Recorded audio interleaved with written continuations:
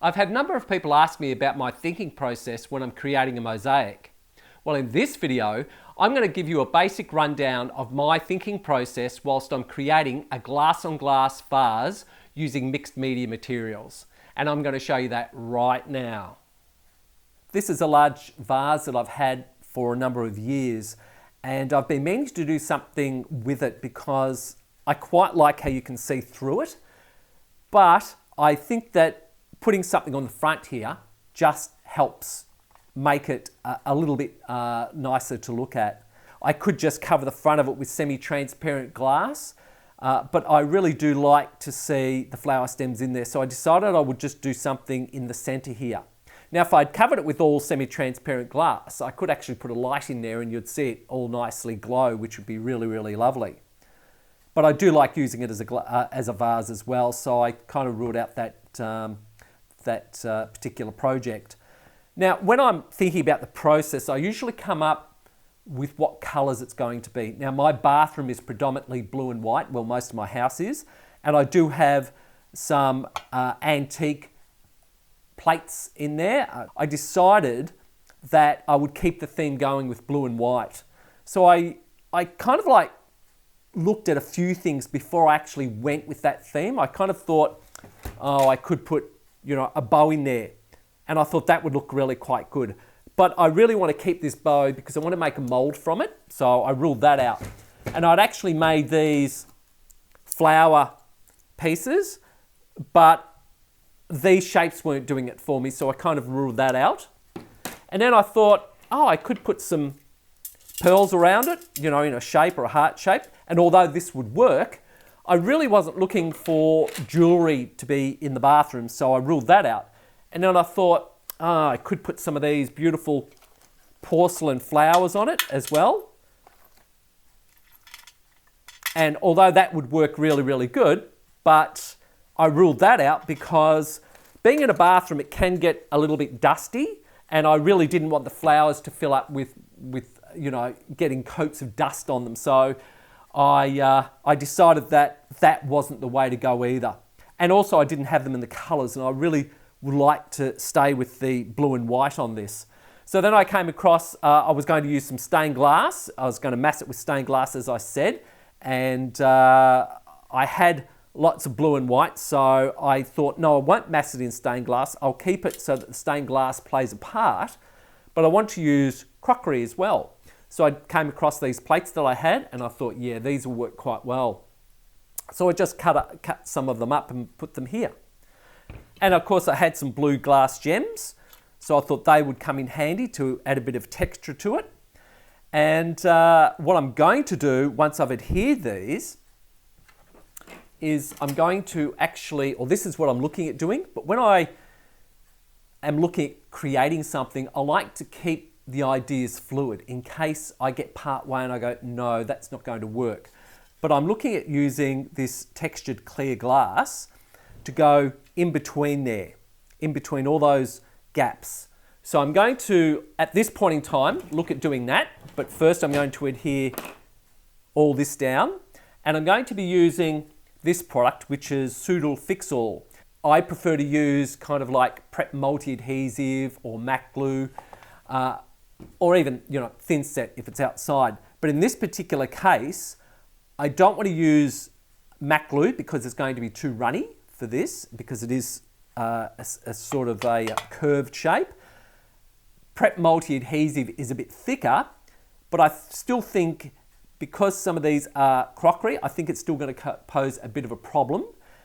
So I decided that wasn't the way to go, and because if I'm putting clear textured glass in between these grout lines, I want to make sure that I cover the whole area, because I don't want to get grout bleed underneath that textured glass. So that's why I've decided to go with Fix-All, because that is like a silicone and it will give it some substance, the adhesive. So that's my plan of attack. And like I say, you know, I do find when I'm at this stage, I can still change things, or even when I'm adhering down, I might add some other tessera or change it.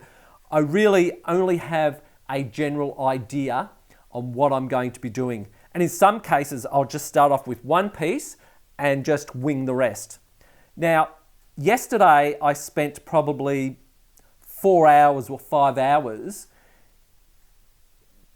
creating a design that I wasn't happy with, like for using these pieces and that.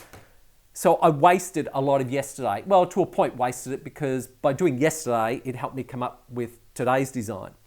So it came to about 5 o'clock and I thought, well, this is it. I'm not going to spend any more time out here because I'm not going to achieve anything. So I thought what I'll do is, I'll go inside, have dinner, watch a bit of TV, go to bed, wake up the next morning, and then something will probably come to me. And generally, that's exactly what happens.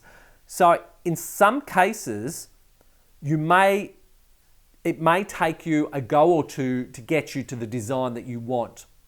And it's always good, if you're just not getting anywhere, just leave it and come back in a day or two, and something generally works then.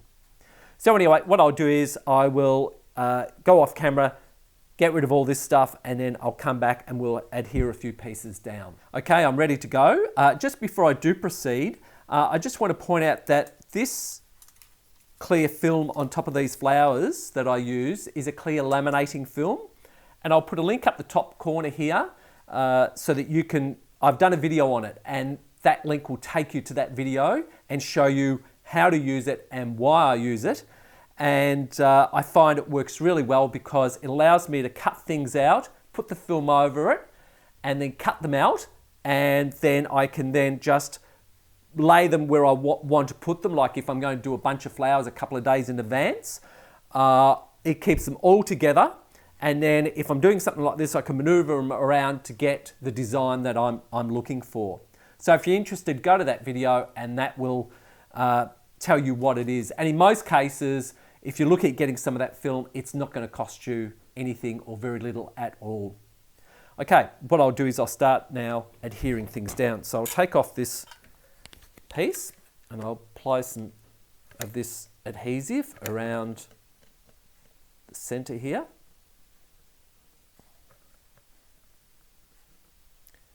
And I'm just putting a reasonable amount on because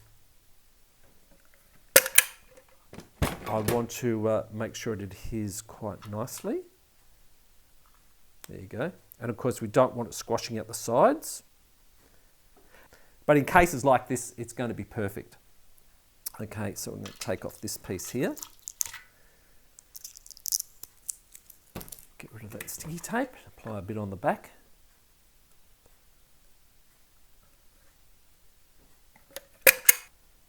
And I don't want to, I'll wipe that down now.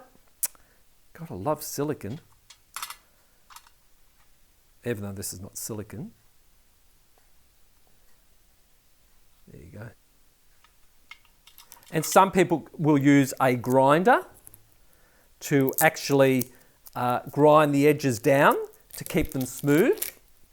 And I do use one occasionally, but I try not to use it too often. And again, in this case, the plate is really quite good. So I don't need to, quite good to cut. So I don't really need to use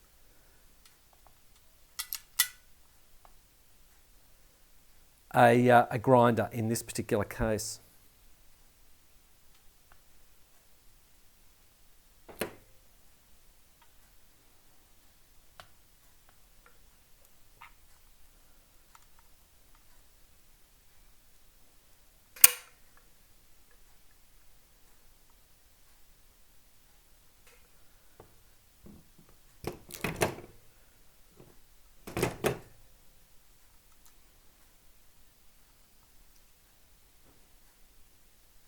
Piece still has texture on it, but I'm not worrying about that because it will come off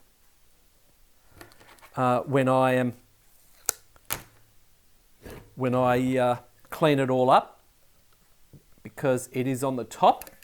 If it was on the bottom, I would need to take it off obviously before I glue it down, but like I said, this is on the top, so it'll be fine.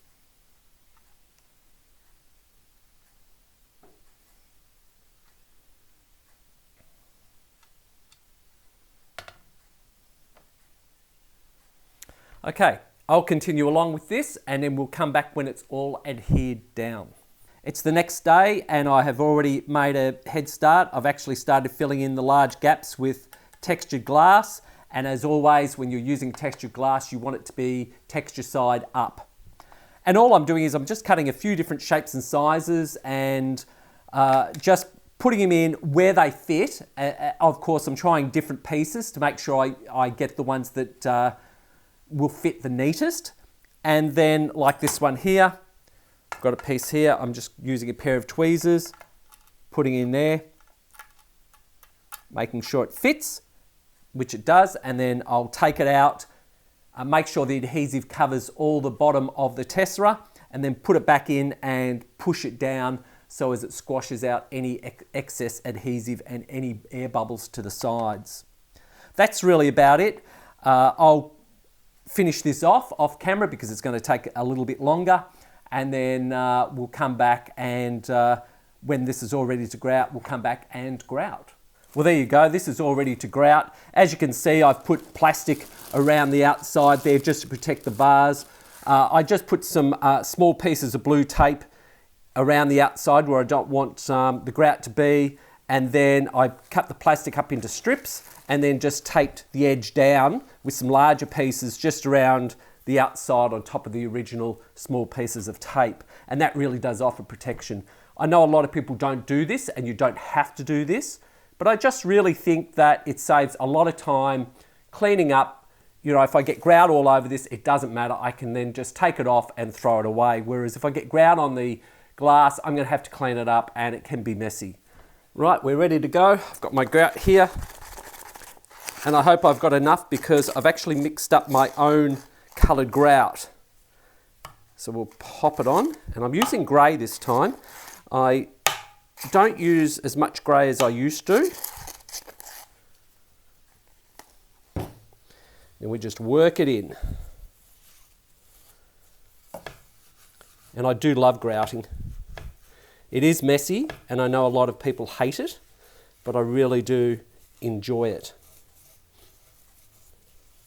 It really brings the piece together. I mean, this piece didn't really have to be grouted, to be honest. Because there was quite a bit of textured stained glass in it, or textured clear glass, I really didn't have to grout it. But I just figured that the grouting would help, especially where this is going. And I mixed up the colour, this coloured grout. I had black and I had almond, and I wanted a grey for this. So I mixed those two colours together, and they were the same brand, Ladder Creek Permacolor Sanded Grout. So that wasn't a problem mixing them both together. I didn't want to use two different brands because I really only use Ladder Creek anyway. So I'll just add a bit more to that. And you kind of have a good idea how this is going to turn out, but you never really know until after the piece is totally finished as to what grout colour works. I generally choose my grout colour, well, I always choose my grout colour when I'm actually choosing my tessera. I don't want to go to the end of the piece and then find, oh no, what grout colour will I use? Because it makes it too difficult, especially if you're using lots of different colours. So I'm just really working this in. And then we're going to wait until it hazes over, which will probably be around about 10 minutes, depending on the temperature and the environment it's in. And then we'll be coming back and just cleaning it off. And I'm keeping the bit of grout that's here, and I'm going to put a lid on it, or a piece of, or rather a plate, so it doesn't dry out, because when I'm cleaning this up, I may accidentally take some grout out of the grout lines. So I want to just keep that aside in case I need to fill a specific area, or maybe I've missed an area. Okay, oops, see there's one there. So what we're going to do now is just leave this to haze over a little bit, and then we'll come back and start cleaning off. We'll start wiping this off. Now I have a very wrung out damp sponge, and I'm just going to start taking this off. And we're just going to take the bulk of it off. I must say I really love this colour. It's like a gunmetal grey. It's really, really good. So I'll have to make that colour again, I think. I'm really happy with that. Okay, just get in there. And this one will take a bit of time cleaning up because there is textured glass in there. So it is going to take a little bit of time. There's a lot of textures and also different heights of materials. And it's always fine to use different heights of materials. It's not an issue. It just takes a bit more time cleaning it. Okay, it's looking quite good. And I'm really just taking my time and working or trying to work in opposite directions of the grout lines, so I'm not actually pulling grout out. And some people prefer the dry method, which is using they don't use water, they just use a rag. But I tend to not have preference for one or the other. I tend to use both. I generally start off with a really wrung out rag, or rather sponge, and then I then go in usually with a dry rag or a dry sponge, just depending on what the piece is like. It's how I generally do it. So I generally use both. I know there are people out there that would prefer to use just the damp sponge or the dry method, but why limit yourself to just one when you can use both? Some people do like a grout edge, but I find, I want this to be a direct edge like this here. And also grout doesn't have any adhesive properties either. So if you have an edge on it, there is always that chance it could chip off. But that's just my thoughts. I mean, everyone does things differently. So that's looking quite good. And this piece here that had the, this piece here that's actually got the pressed metal in, I've covered that with blue tack to protect it from the grout. Now, if you want to know how I did that, I'll link a video up the top here, around here somewhere. And that, I did a video probably a year ago, and that will show you, or longer, and that will show you how I did that, actually, and it'll be on my Treasury Road channel on YouTube. Okay, so I'm just now going to, that's got that pretty well right, I'm now just going to let this haze over a bit more, and then I'll come back and get into it. Okay, it's hazed over a bit more. Now I'm going to go in with a dry rag. We still have to be a little careful because we don't want to be knocking out the grout, but I do have some spare grout there if needed. And I'm going to have to go in and clean these little areas out like that, where the textured glass is as well. But that's okay.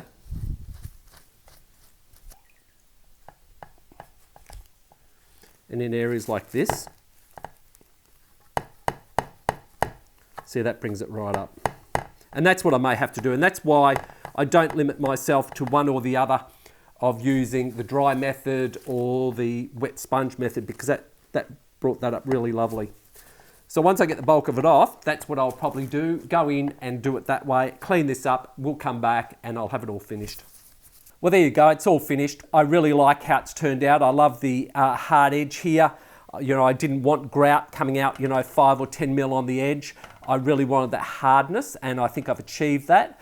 The other thing is too, grout doesn't have any adhesive properties, so the chances are, having the grout on the edge there, it may have chipped off or fallen off at a later date.